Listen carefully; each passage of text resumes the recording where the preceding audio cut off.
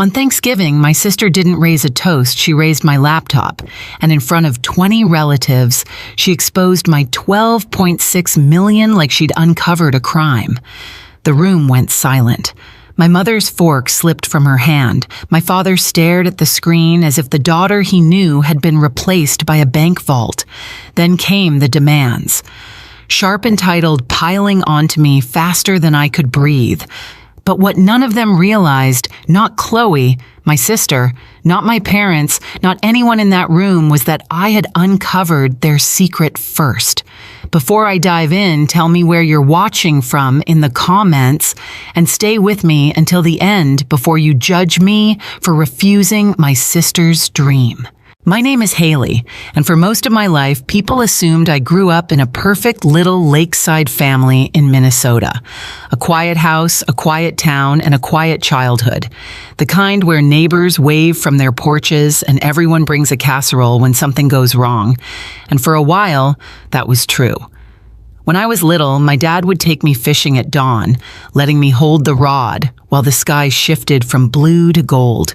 My mom used to braid my hair before heading to her night shift, humming the same soft tune every time. But everything changed the winter my sister Chloe was born 2 months early. I still remember the ambulance lights flickering through my bedroom window, the cold air biting my cheeks as my aunt hurried me into her car. At the hospital, no one looked at me. Everyone leaned over the incubator, whispering like Chloe was a miracle carved out of glass. And maybe she was. But from that night on, the entire house revolved around protecting her. Rooms smelled like bleach. Air purifiers hummed through the night. Anytime I so much as sneezed, I was sent to Grandma June's. She'd hand me warm cookies, let me sort through her old jewelry box, and say things like, "You see details other people miss, sweetheart." She made me feel seen, even when the rest of my family acted like I was a walking threat to my baby sister. As we grew up, the distance didn't shrink, it stretched. When I came home with straight-A report cards, Mom barely looked up. When I won my middle school science fair, Dad said, "Good job," without lifting his eyes from Chloe's ballet brochure. Meanwhile, every scribble Chloe made was framed on the wall like museum art. Every performance, every small achievement, every new hobby, my parents recorded it all. By 8th grade, I'd stopped trying to compete. I started working afternoons at a local bakery.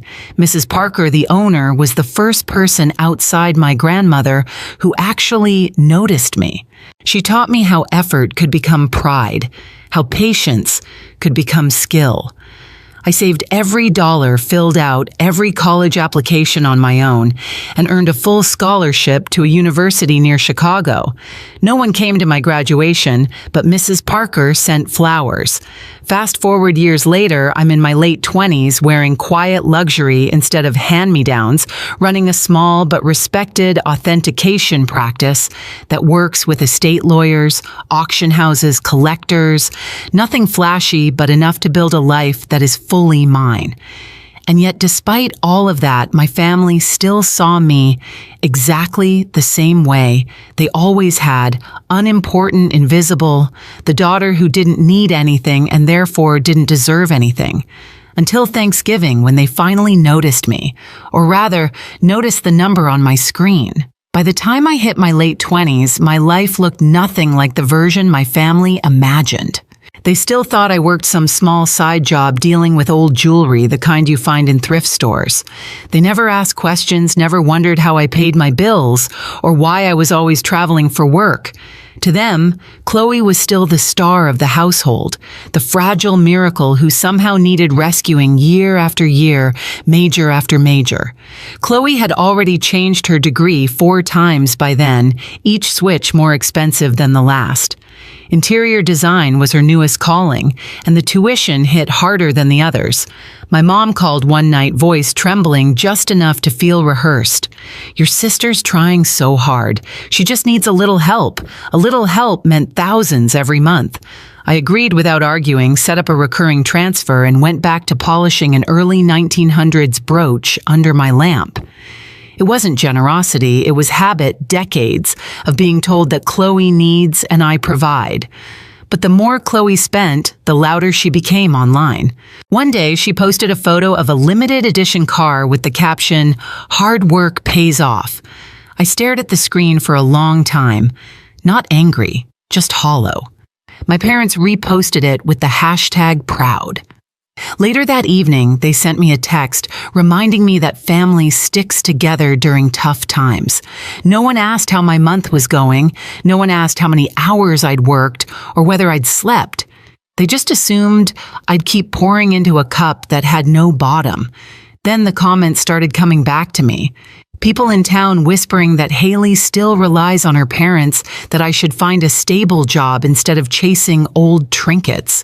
They didn't know those whispers came from Chloe's own mouth. She had told her boyfriend's friends that my parents were helping me out because I couldn't keep up financially.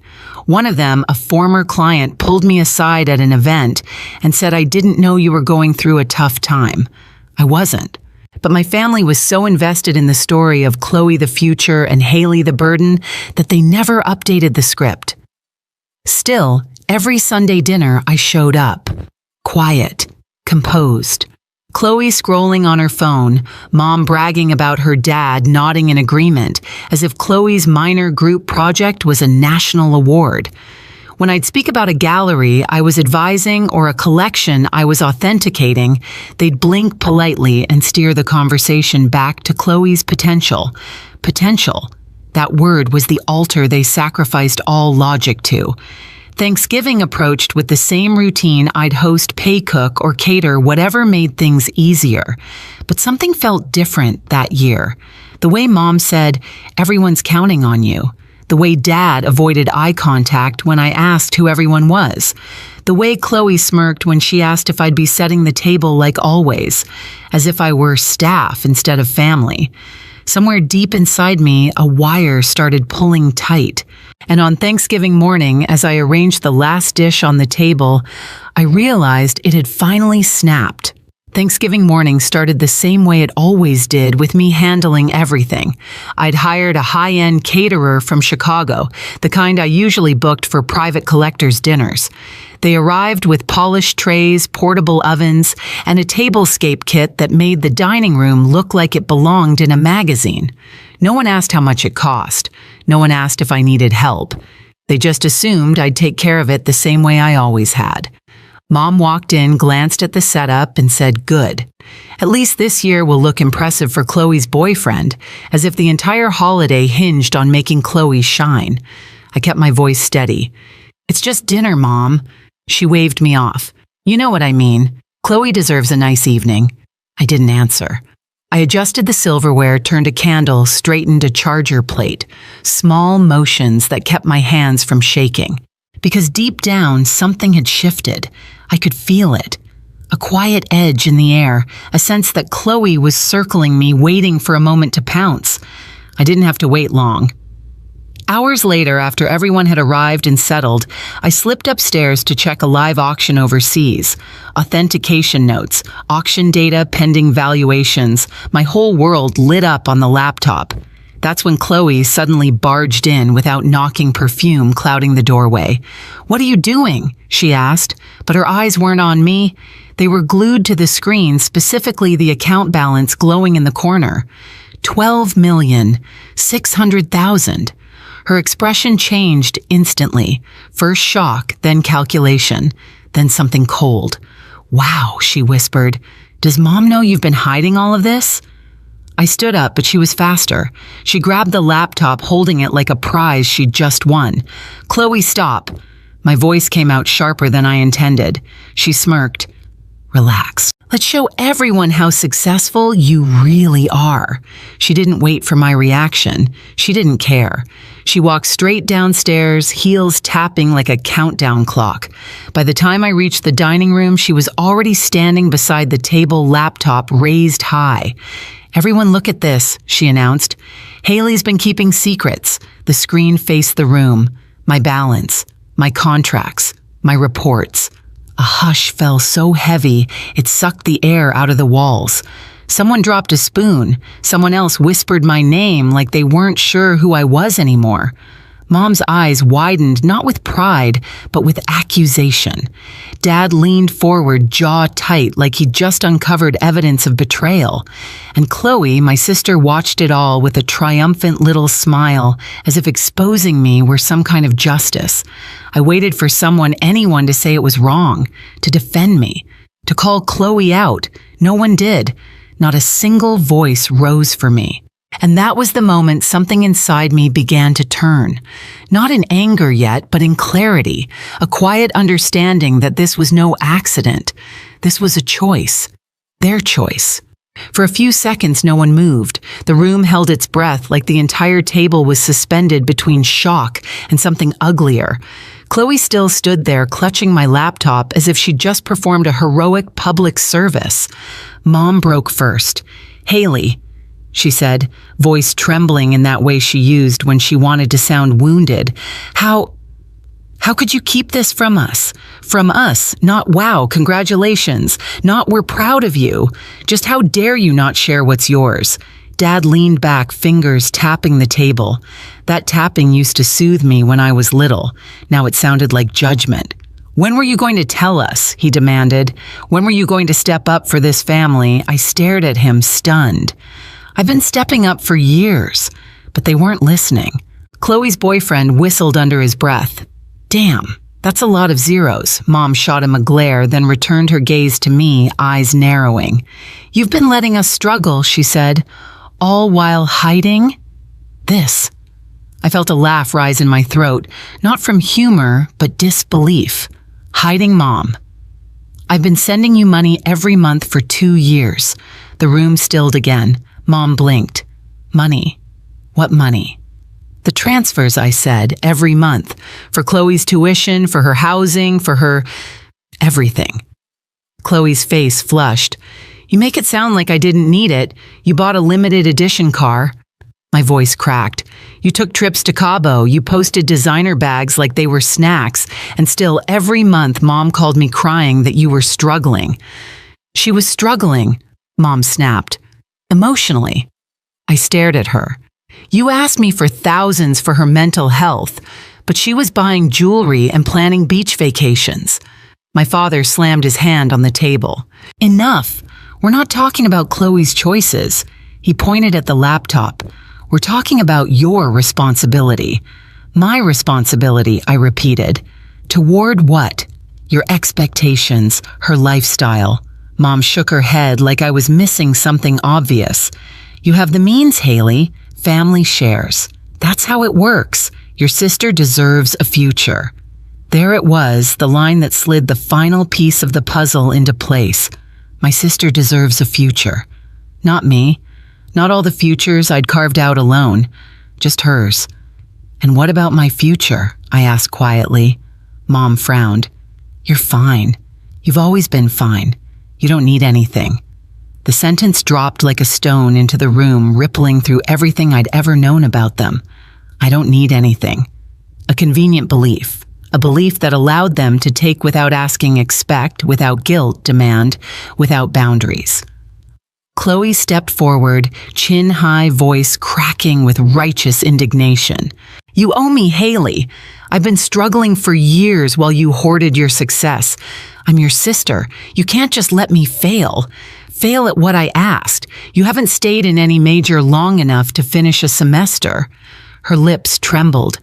"I'm finding myself." "On my dime," I whispered. Her eyes hardened. "It's not just your dime. It's family money." For a moment, no one spoke. Even the caterers in the kitchen fell silent, sensing a storm they wanted no part of. Dad gestured sharply. "If you have this kind of wealth, you should have told us. We could have planned. We could have helped guide you. Guide me." The same man who never once asked what I wanted to be. The same man who skipped my graduation for Chloe's preschool recital. "What exactly," I asked, "would you have guided me toward to doing the right thing," he said. "To supporting your sister. She has dreams. She has potential." Potential. That cursed word again. I straightened. "And what about my work, my career, my company?" Mom scoffed softly. "It's just jewelry, Haley. Just jewelry. The industry I built from scratch. the expertise museums relied on, the business that paid for every one of Chloe's whims. I felt something inside me click, like unlocking a safe, except this time I was locking one. I stepped forward. What you all saw on that screen, every dollar, was earned by me. Every contract, every collection, every appraisal, every sleepless night. None of it came from you. Dad bristled. We raised you. You raised me to disappear, I said. Raised me to stay quiet so Chloe could shine. Raised me to believe that anything I achieved mattered less than anything she attempted. Chloe's eyes filled with tears. You're making me sound like a villain. I took a shaky breath. You're not a villain, Chloe. You're a product of our parents' choices. She flinched. Mom gasped. Dad muttered a curse under his breath. I reached into my purse, pulled out my phone, and opened the banking app. For once, my hands didn't tremble. You want transparency? I asked. They watched confused. I tapped one button, then another, then one final confirmation. The room buzzed with anticipation. What did you do? Mom whispered. I looked Chloe in the eye. I canceled every payment, every automatic transfer, every dollar I've been sending for 2 years. Chloe froze. Then she exploded. What? You can't. I need that money. I have rent projects, my portfolio. That's not my responsibility, I said evenly. Dad's voice rose. You should be ashamed. Ashamed, I repeated. I've supported this family more than anyone at this table. But the moment you discovered the truth, the first thing you did was demand more. The air between us thickened, sharp metallic, like the taste of blood after biting your tongue. I continued softer now. You didn't see me. You never did. Only what I could give. Silence.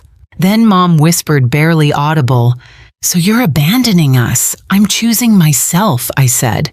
For the first time in years, the sentence didn't feel selfish. It felt like oxygen. I closed my laptop, took it gently from Chloe's frozen hands, and headed toward the door. No one followed. No one apologized. No one called my name. Only one voice trailed after me, Mom's brittle with desperation. What about your sister's future? I paused at the door, turned slightly, and answered, She can build it, just like I did. Then I stepped outside into the cold air, the noise of the dining room muffling behind the door, like a chapter closing. I didn't look back. Not once. I didn't sleep that night. I didn't cry either. I just sat in my living room with the lights off, listening to the steady hum of the heater and feeling the weight of everything I had finally put down. By morning, the messages flooded in missed calls from Mom, long paragraphs from Dad, and a string of frantic texts from Chloe that swung between threats and pleas. Then came the emails, not from strangers, no, from relatives who hadn't spoken to me in years, suddenly concerned about the family and asking if I could clarify a few things about the money. Someone must have shared my number in a group chat. That was the moment I called Ethan, the attorney I'd worked with on high-value estate cases. I forwarded everything. I didn't need revenge. I needed boundaries. He read in silence, then said, We'll handle this. I'll send formal notices today. No one contacts you directly again. Relief washed through me. Not dramatic, just quiet and heavy, like unclenching a fist I didn't know I'd been holding. While Chloe posted a long, dramatic social media rant implying I'd abandoned my fragile family, I moved forward. I moved out of the old apartment and into a modest mid-century villa outside Madison, overlooking a lake that stayed calm even on windy days. Grandma June came to stay a week and ended up unpacking her things permanently. Work grew too, more collectors, more museums, more projects that valued precision instead of guilt. For the first time, my life was mine, undiluted, undemanded, unowned. Some mornings now, I stand by the window of my new home and watch the light hit the lake, soft, even nothing like the chaos I walked away from. Grandma June brews coffee in the kitchen, humming the same tune my mother used to before everything changed. Except here, it doesn't feel like a memory. It feels like healing. I've learned something I wish someone had told me years ago. Family isn't defined by who shares your blood, but by who respects your boundaries. Love without respect is just control, dressed up as obligation. And choosing yourself isn't betrayal, it's survival. Chloe still posts her cryptic messages. My parents still tell people I turned cold. Maybe they believe it. Maybe it's easier than facing the truth. But I no longer need their version of me. If you've ever stood where I stood, torn between guilt and freedom, share your story in the comments. And hit subscribe so you don't miss the next one.